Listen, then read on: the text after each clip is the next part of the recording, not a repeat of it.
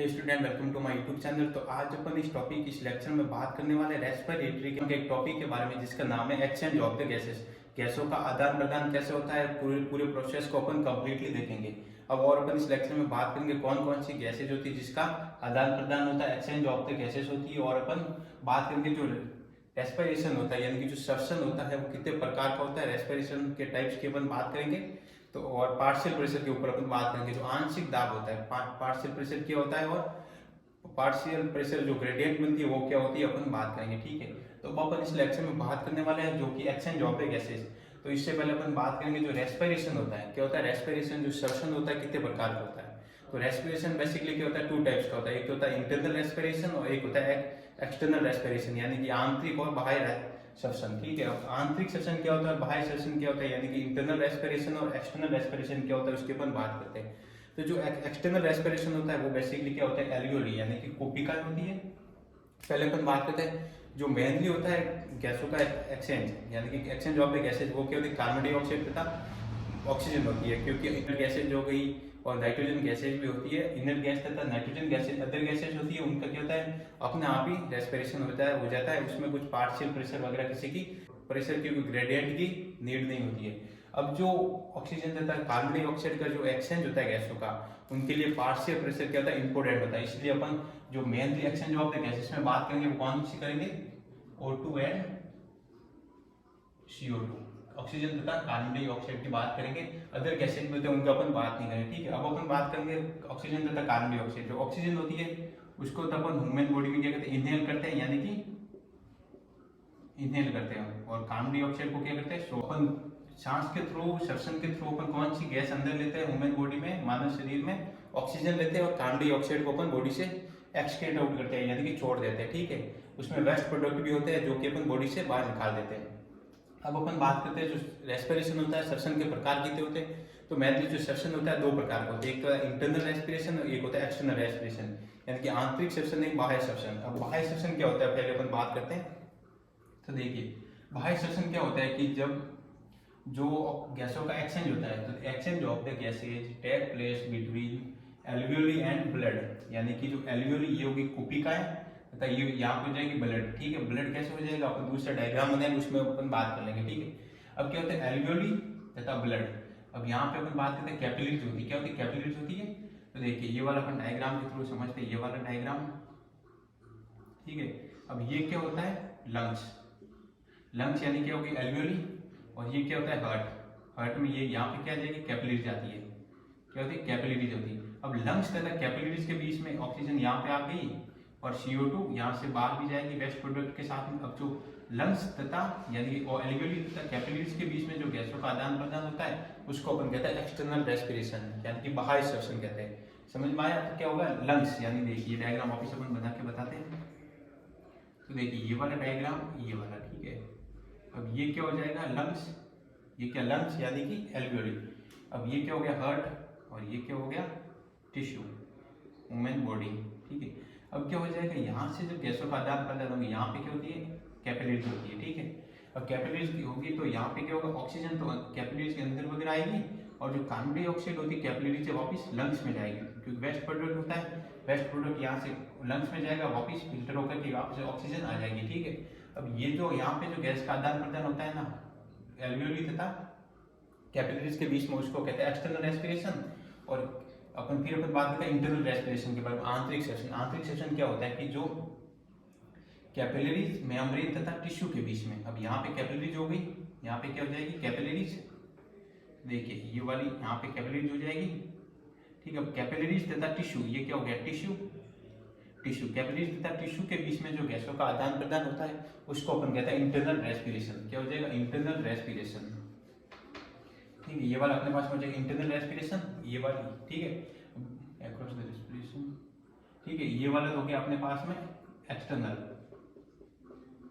External. और ये वाला हो जाएगा ये वाला इंटरनल, इंटरनल। ठीक है, अब अपन बात करें जो एल्वियोली वगैरह होती है उनमें जो रेस्पिरेशन होता है क्या होगा, एल्वियोली तथा कैपिलरीज। ये क्या हो जाएगी कैपिलरीज, एक्सटर्नल रेस्पिरेशन की अपन बात करें। एल्वियोली तथा कैपिलरीज के बीच में जो गैसों का आदान प्रदान होगा वो किसके थ्रू होगा, रेस्पिरेटरी मेम्ब्रेन के थ्रू। कौन सी मेम्ब्रेन? रेस्पिरेटरी मेम्ब्रेन, ये रेस्पिरेटरी मेम्ब्रेन। अब रेस्पिरेटरी जो मेम्ब्रेन होती है, रेस्पिरेटरी मेम्ब्रेन, यहाँ से क्या होगा, देखो ऑक्सीजन यहाँ अंदर आएगी, यहाँ से CO2 बाहर जाएगी, ठीक है।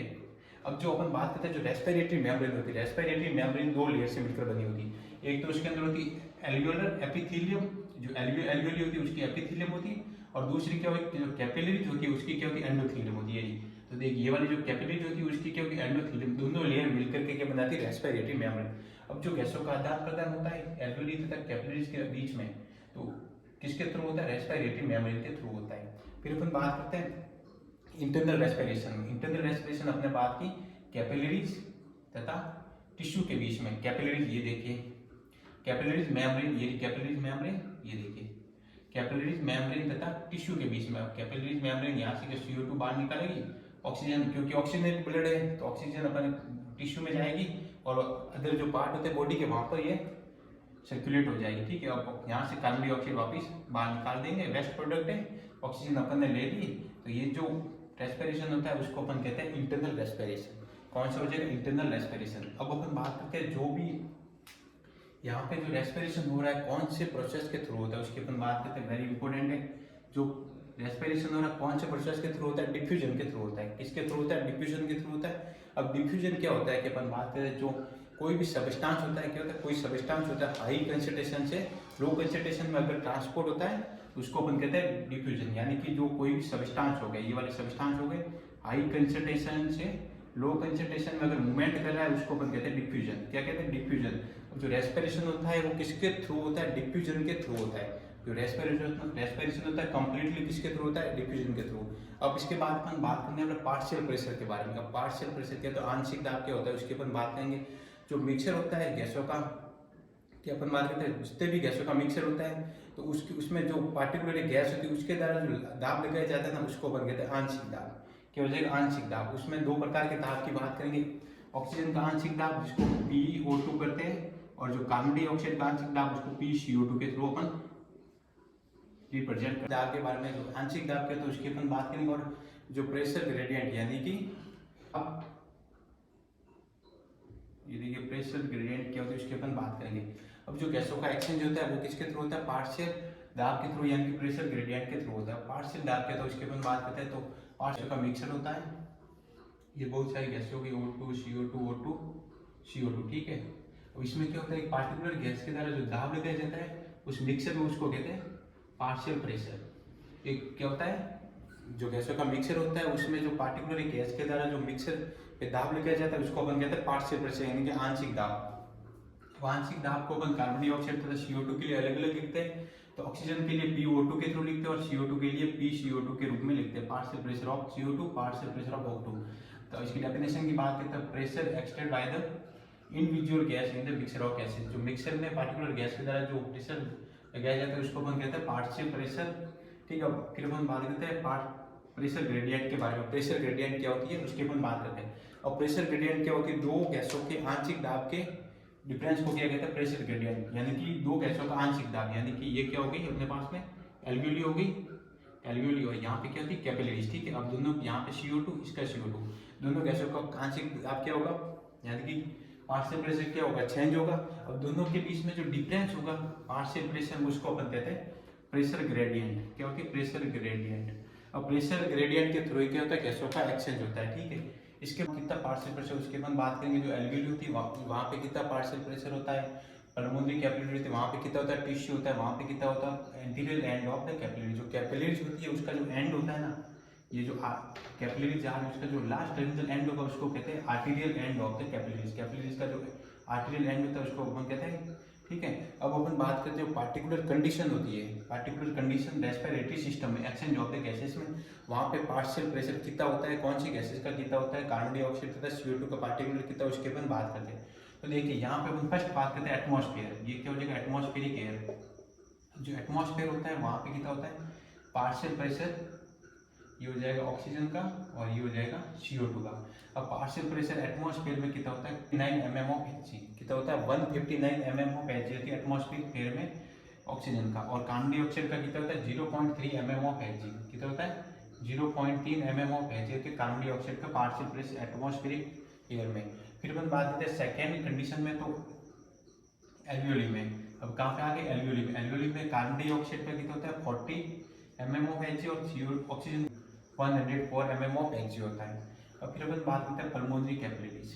अब पल्मोनरी कैपिलरीज में कितना होता है? ऑक्सीजन का 40 mm ऑफ Hg होता है और कार्बन डाइऑक्साइड होता है 46 mm of Hg partial pressure होता है। फिर अपन आ जाते हैं यहाँ पे pulmonary arterial end of the capillaries. जो arterial end of the capillaries होता है वहाँ पे प्रेशर कितना होता है उसकी अपन बात करते हैं। यहाँ पे चेंज हो जाता है प्रेशर, यानी कि ऑक्सीजन का प्रेशर कम हो जाता है पार्शियल प्रेशर, और कार्बन डाइऑक्साइड का क्या होता है? ज़्यादा हो जाता है। ऑक्सीजन का होता है 40 mm ऑफ Hg और कार्बन डाइऑक्साइड का होता है 46 mm ऑफ Hg हो जाता है। फिर अपन बात करते हैं जो कि टिश्यू में कितना होता है, वहाँ पे पार्शियल प्रेशर कितना होता है उसकी अपन बात करते हैं। जो ऑक्सीजन का होता है 45 mm ऑफ Hg और कार्बन डाइऑक्साइड का होता है 40 mm ऑफ Hg। अब पार्शियल प्रेशर का रोल क्या होता है उसकी अपन बात करते हैं। तो पार्शियल प्रेशर का रोल क्या होता है? जो एक्सचेंज ऑफ द गैसेज होती है, क्या होती है? Exchange of the gases. Exchange of the gases में इंपॉर्टेंट रोल प्ले कौन करता है? पार्शियल प्रेशर करता है। अब पार्शियल प्रेशर के थ्रू अपन क्या करेंगे? वहाँ पे निकाल देंगे प्रेशर ग्रेडियंट। क्या निकाल देंगे? पीजी, यानी कि प्रेशर ग्रेडियंट निकाल देंगे और प्रेशर ग्रेडियंट के through he exchange of the